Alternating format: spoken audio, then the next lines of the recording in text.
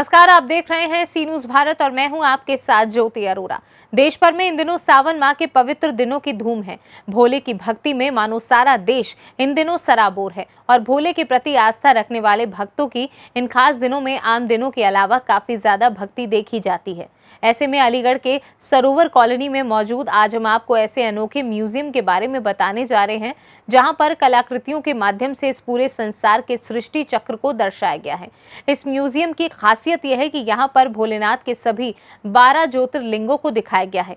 यहां पर एक गुफा भी है जो काफी प्राचीन है। यहाँ पर योग के माध्यम से मनुष्य के जीवन में सकारात्मक विचारों को उत्पन्न किया जाता है। यहाँ का माहौल काफी शांतिपूर्ण और सकारात्मक है। देखिए इस पर हमारी संवाददाता ममता शर्मा की ये खास रिपोर्ट। हम आए हुए हैं जनपद अलीगढ़ के ज्ञान सरोवर स्थित ब्रह्म कुमारी सेंटर में और यहाँ हम जानेंगे ईश्वर के बारे में कि आखिर जो निराकार प्रभु है वो कौन है और उसका जो परम धाम वो जो स्थान है वो कहाँ है। तो ईश्वर के बारे में जो बारीकी से जो भी जानकारी चाहिए वो हम इस सेंटर पर इस संस्था के बारे में जानेंगे कि आखिरकार ब्रह्म कुमारी सेंटर ये ब्रह्म कुमारी संस्था है क्या। तो आज हम यहाँ की दीदियों से मिलेंगे और उनसे जानेंगे इस संस्था के बारे में और निराकार प्रभु यानी शिव के बारे में।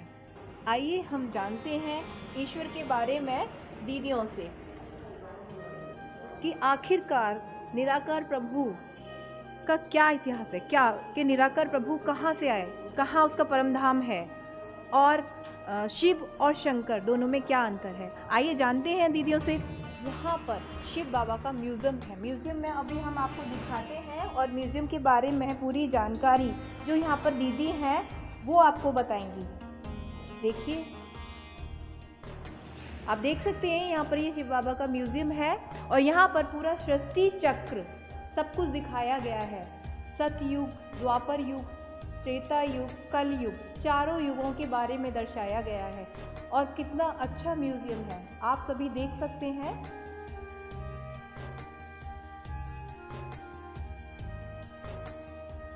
और यहाँ के बारे में अभी हम दीदी से जब रूबरू होंगे तो तब दीदी हमें यहाँ के बारे में सब कुछ बताएंगी। आपको पूरी जानकारी मिलेगी कि आखिर सृष्टि चक्र क्या है और जो हमारे 4 युग हैं वो क्या है। तो उन चारों युगों के बारे में और सृष्टि चक्र के बारे में अभी दीदी आपको बताएंगी।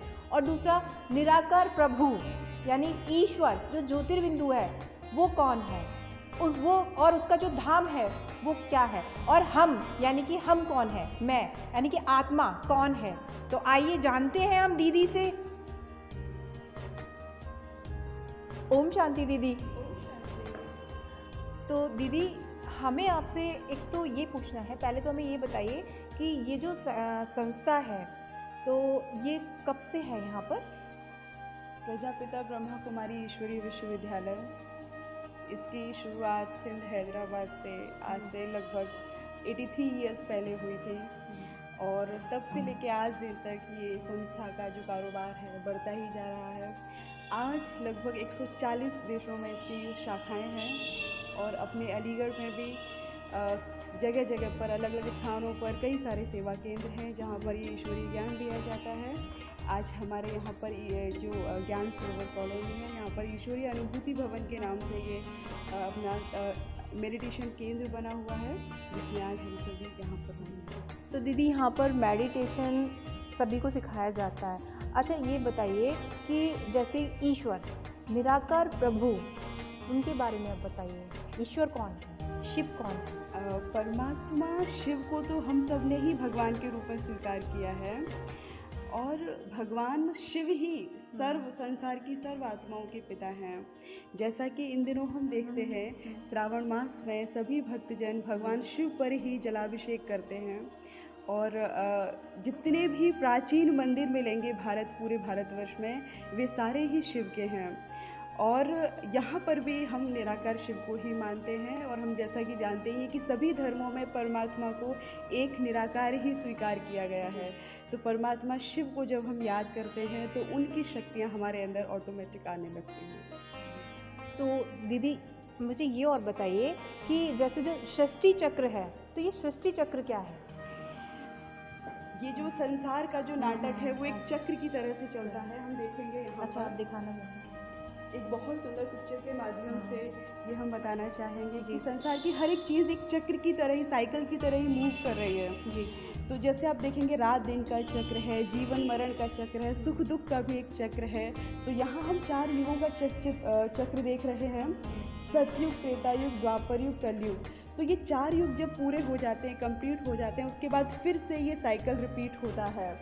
तो कलयुग जब समाप्त होगा तो उसके बाद फिर से कौन सा युग आएगा, कौन सा समय आएगा। जिस प्रकार हर रात के बाद एक दिन आता है, हर तूफान के बाद एक शांति आती है, जीवन में दुख के बाद सुख आते हैं, उसी तरह कलयुग माना दुख, अशांति, कलह, कलेश का युग, और उसके बाद फिर से एक स्वर्णिम युग आएगा, जिसका एक बहुत सुंदर चित्रण हमने यहाँ भी देखा है सामने, ये पूरा स्वर्ग का नज़ारा।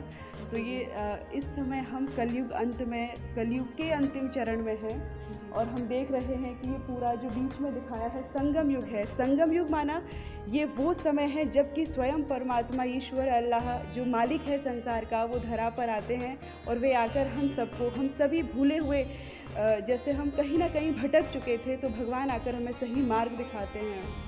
तो ये वो समय है संगम युग का। मैं अपने कैमरामैन साथी से कहूँगी कि आप ज़रा दिखाइए सतयुग और त्रेता युग का, जो देखो कितना अच्छे से वर्णन किया गया है। देख सकते हैं आप इन मूर्तियों के उससे माध्यम से आप देख सकते हैं।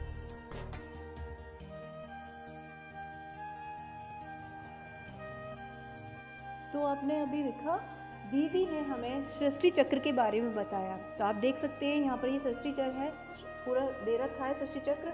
इसमें 4 युग हैं, सतयुग, त्रेता युग, द्वापर युग और कलयुग। और अब जो दीदी ने बताया कि ये कलयुग जो चल रहा है तो उसका अंतिम चरण है, यानी कि इसको बोलेंगे संगम युग, जिस समय भगवान निराकार प्रभु आकर और जो भूले बिछड़ी जो भी हम लोग आत्माएं होती हैं, हम सबको ये ज्ञान देते हैं। ये दीदी ने अभी बताया। तो आप देख सकते हैं कि इसमें ये चारों युग दिखाए गए हैं।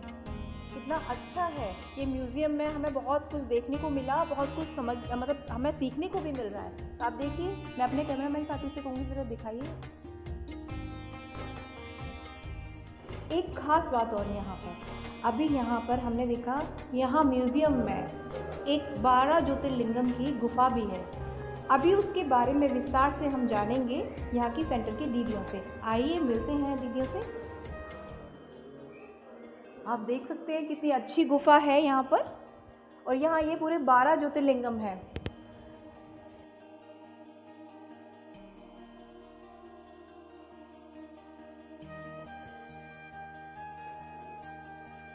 मैं थोड़ा सा बता दीजिए जो ज्योतिर्लिंगम है इनके बारे में। जैसे कि इसमें लिखा है सोमनाथ। सोमनाथ का मतलब होता है कि वो हमको सोमरस बुलाने वाले। इसमें मल्लिकार्जुन, ये हम आत्मरूपी पार्वतियों के ईश्वर, ये है महाकालेश्वर यानी काल के पंजे से हमें छुड़ाने वाले, ओमकारेश्वर मनुष्य सृष्टि के बीज रूप, वैद्यनाथ मनुष्य आत्माओं को रोग शोक चिंताओं से मुक्त करने वाले, त्र्यंबकेश्वरी ब्रह्मा विष्णु शंकर के भी रचयिता, काशी विश्वनाथ सारे विश्व के नाथ, भीमा शंकर यानी सर्वशक्तिवान, केदारनाथ यानी परमात्मा शिव ऊंच वतन के निवासी, नागेश्वर यानी हमें विकारों पर विजय दिलाने वाले नागेश्वर, रामेश्वर यानी सभी देवताओं के भी ईश्वर इसलिए रामेश्वर, गणेश्वर यानी सर्व की मनोकामनाएं पूर्ण करने वाले।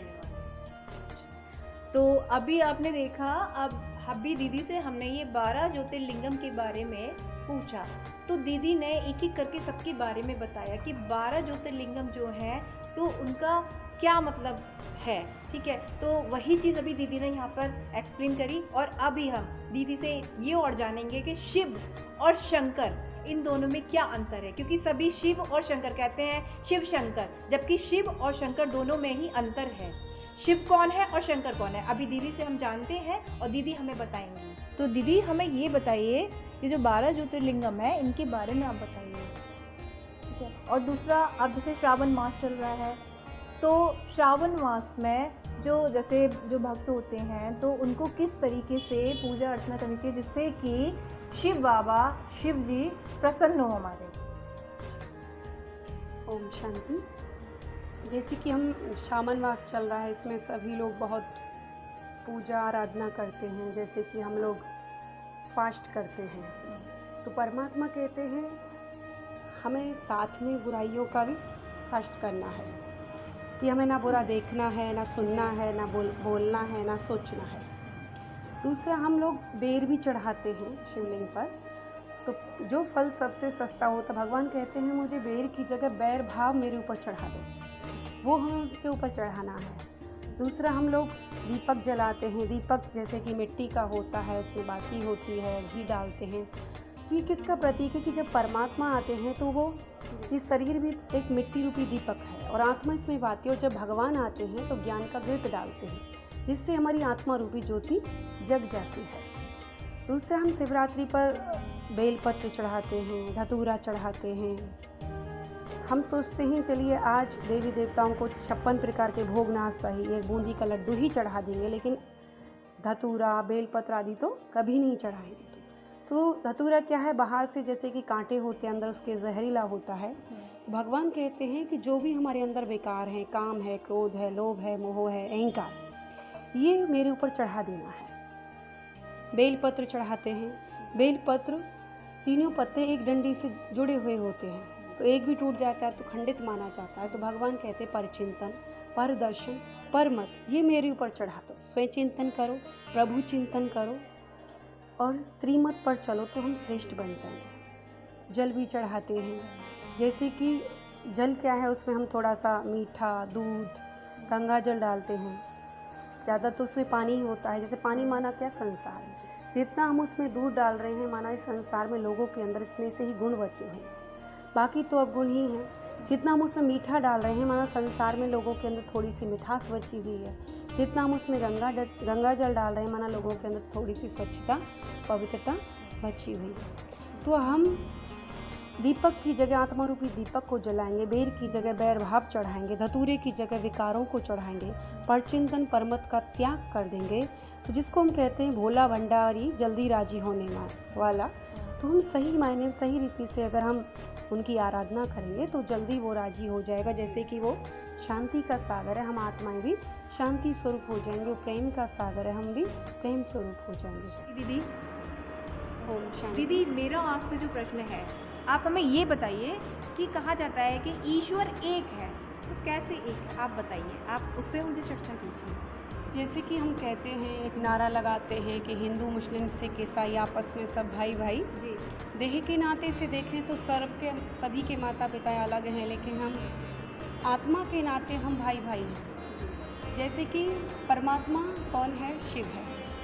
कैसे है कि परमात्मा वो होगा जो सर्वधर्म मान्य होगा, यानी हर धर्म की आत्मा उसे मानेगी। तो कैसे उसको हर धर्म की आत्माओं ने माना है, जैसे कि श्री राम ने भी परमात्मा शिव की पूजा करी है, नाम पड़ा रामेश्वर, यानी राम के ईश्वर। परमात्मा शिव की पूजा श्री कृष्ण ने भी करी है, नाम पड़ा गोपेश्वर, यानी श्री कृष्ण के ईश्वर। परमात्मा शिव की पूजा श्री विष्णु ने भी करी है, जैसे कि कमल चढ़ा रहे तो एक कमल कम पड़ गया तो नहीं चढ़ाने लगे। और हम और धर्मों की अगर बात करते हैं, जैसे कि मक्का मदीना में भी ये गोल आकार का पत्थर है जिसको ये लोग हाथ लगाते हैं या चूम के आते हैं, जिसको कहते हैं नूर-ए-इलाही। नूर माने क्या होता है, प्रकाश। अगर हम सिख धर्म की बात करते हैं तो गुरु नानक देव जी ने भी कहा है, एक ओंकार निराकार सतवाहे गुरु, यानी परमात्मा एक है और वो भी निराकार है। नेपाल में भी पशुपतिनाथ का मंदिर है जहाँ परमात्मा शिव की पूजा होती है। क्रिश्चियन धर्म में भी कहा गया है कि गॉड इज लाइट, यानी परमात्मा ज्योति स्वरूप है। क्रिश्चियन धर्म में उसको गॉड इज लाइट कहा गया, सिख धर्म में उसको एक ओंकार निराकार कहा गया, मुस्लिम धर्म में उसको नूर-ए-इलाही कहा गया और हिंदू धर्म में उसको ज्योतिर्लिंगम कहा गया। इससे सिद्ध होता है कि हमारा जो पिता है वो परमात्मा शिव है। और परमात्मा शिव के जो नाम होते हैं वो नाथ और ईश्वर शब्द पर होते हैं, जैसे कि अमरनाथ, सोमनाथ, पशुपतिनाथ, वैद्यनाथ, यानी वो सबका नाथ है। दूसरा ईश्वर, जैसे कि रामेश्वर, गोपेश्वर, पाप कटेश्वर, महाकालेश्वर, यानी वो सबका ईश्वर है। तो इससे हमें सिद्ध होता है कि हम सर्व आत्माओं का जो पिता है वो परमात्मा शिव है। और शिव का जो अर्थ होता है कल्याणकारी। दूसरा कहते हैं कि परमात्मा वो होगा जो सर्वोच्च शक्ति होगा, जिसके ऊपर और कोई शक्ति नहीं। उसमें दिखाया है कि सर्व आत्मा सभी के माता पिता थे, लेकिन परमात्मा शिव का कोई माता पिता नहीं दिखाया। दूसरा भगवान वो होगा जो सर्व परे होगा। सभी का बर्थ दिखाया है, राम है, श्री कृष्ण है, लेकिन परमात्मा शिव का कभी जन्म नहीं दिखाते। उनको कहा गया स्वयंभू, यानी स्वयं प्रकट होने वाला। इसलिए परमात्मा जो शिव हैं वो सभी आत्माओं के पिता हैं। ओम शांति। तो अभी देखिए दीदी ने बताया कि कहा ना ईश्वर एक है, यानी कि सभी का जो ईश्वर है वो एक है, लेकिन कैसे है? तो वही दीदी ने बताया कि सभी धर्मों का पिता एक है। ये निराकार प्रभु है जो स्वयं प्रकट हुआ है। ये जन्म और मरण दोनों के उससे परे है, और ना ही ये सभी का, चाहे किसी भी धर्म का हो, हिंदू, मुस्लिम, सिख, ईसाई, सभी धर्मों का पिता एक है। हर उसमें आप देख सकते हैं। मैं अपने कैमरामैन साथी से कहूँगी ज़रा आप दिखाइए किस तरीके से यहाँ पे चित्रों में वर्णन किया गया है। सभी ने ईश्वर को पूछा है। तो ईश्वर एक निराकार ज्योतिर्बिंदु है। क्या है? ज्योतिर्बिंदु। तो अभी दीदी ने ये बता ही दिया कि किस तरीके से सभी का जो पिता है वो एक ही है, हर धर्म का, चाहे वो हिंदू हो, चाहे मुस्लिम हो, चाहे सिख हो, चाहे ईसाई हो। तो इससे ये भी समझ में आता है कि जब हमारा सभी का जो पिता है वो एक है तो हमें आपस में मिलकर ही रहना चाहिए। तो दीदी हमें शिव और शंकर इन दोनों में अंतर बताइए। ओम शांति। हम मनुष्य आत्माओं की ये भूल रही है कि हमने शिव और शंकर को एक कर दिया। जैसे कि हम इस चित्र के माध्यम से बताएंगे कि दोनों की प्रतिमा ही अलग है। वो निराकार ज्योति बिंदु हैं, उनका सूक्ष्म शरीर दिखाया है। उनका नाम शिव, उनका नाम शंकर। वो निराकार हैं, वो सूक्ष्म शरीर दिखाया है। वो कल्याणकारी हैं, वो विनाशकारी हैं। वो रचयिता हैं, वो रचना है। शिवलिंग पर हम त्रिपुंड बनाते हैं और एक बिंदी होती है, यानी जो त्रिपुंड है वो परमात्मा शिव, ब्रह्मा, विष्णु, शंकर के रचयिता हैं। तीन लाइन जो हैं परमात्मा शिव, ब्रह्मा, विष्णु, शंकर के भी रचयिता हैं। और जो बिंदी है वो स्वयं परमात्मा के प्रतीक है। हमेशा हम शंकर को ध्यान मग्न दिखाते हैं। अगर वो शंकर जैसे कि किसका ध्यान कर रहे हैं, और शंकर की मूर्ति का आगे शिवलिंग भी दिखाते हैं। इसका मतलब शंकर किसका शंख किया? शिव का शंख किया। शंकर की मूर्ति का आगे शिवलिंग दिखाया है, माना वो किसका ध्यान कर रहे हैं? शिव का ध्यान कर रहा है। हमेशा हम कहते हैं शिवरात्रि, शंकर रात्रि नहीं कहते। जैसे कि हम कहते हैं शिवालय, यानी शंकरालय नहीं कहते। तो इसीलिए शिव और शंकर में दोनों ही अलग हैं। इसलिए महादेव को कहते हैं देवों की भी देव महादेव, लेकिन परमात्मा शिव को कल्याणकारी कहा जाता है और शंकर को विनाशकारी कहा जाता है। तो इन दोनों में यही महान अंतर है। ओम शांति। तो अभी आपने देखा दीदी ने बताया शिव और शंकर दोनों अलग अलग हैं, ना कि दोनों एक हैं। शिव कौन है? कल्याणकारी। और शंकर कौन है? विनाशकारी। शिव जो है शंकर के भी पिता हैं, महादेव हैं। शंकर जो है वो आकारी हैं, आकारी देवता है। और जबकि शिव जो है वो निराकारी हैं, जैसा कि दीदी ने अभी बताया। तो आप देख सकते हैं इस चित्र के माध्यम से भी आप अच्छे से समझ सकते हैं। अभी दीदी ने भी आपको बहुत अच्छे से एक्सप्लेन किया, समझाया कि शिव और शंकर में क्या अंतर है। तो कभी भी आपने देखा होगा, अभी दीदी ने बोला शिवरात्रि होती है, शंकर रात्रि नहीं होती। और शिवरात्रि यानी कि शिव का अवतरण, और शिव जन्म और मरण से बिल्कुल परे है। और जो शंकर हैं, शंकर ये आप ये मत सोचिए शिव और शंकर दोनों एक ही हैं, दोनों ही अलग हैं। तो आप अभी चित्र के माध्यम से देख सकते हैं। मैं अपने कैमरामैन साथी से कहूँगी आप ज़रा दिखाइए शिव और शंकर, जैसा कि इसमें नीचे लिखा हुआ भी है, सूक्ष्म लोक निवासी, विनाशकारी, आकारी देवता। और शिव ब्रह्मलोक निवासी, कल्याणकारी, निराकार परमात्मा, रचयिता। ये रचयिता है और शंकर रचना है।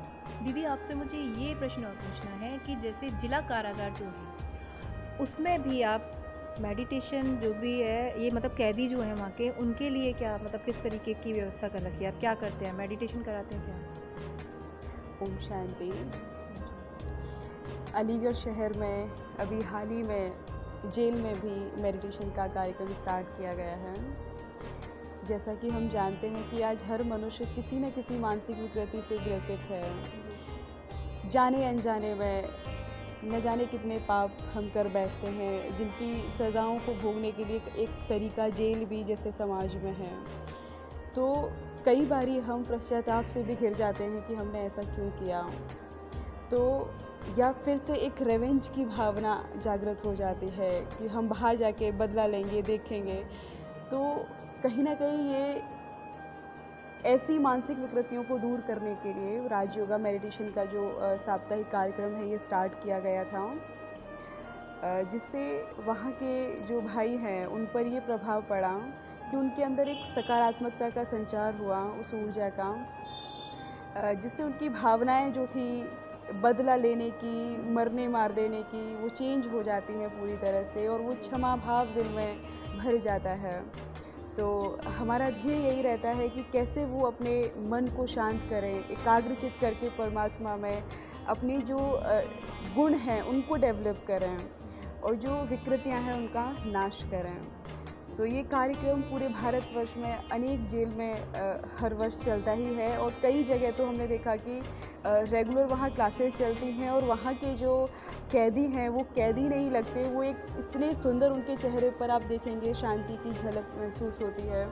तो ये बहुत बड़ा बदलाव उनके जीवन में आता है, वहाँ जैसे उनका एक नया जन्म हो जाता है और वे फिर से एक अच्छे मार्ग पर चलने के लिए अग्रसर होते हैं। तो ये बहुत सुंदर।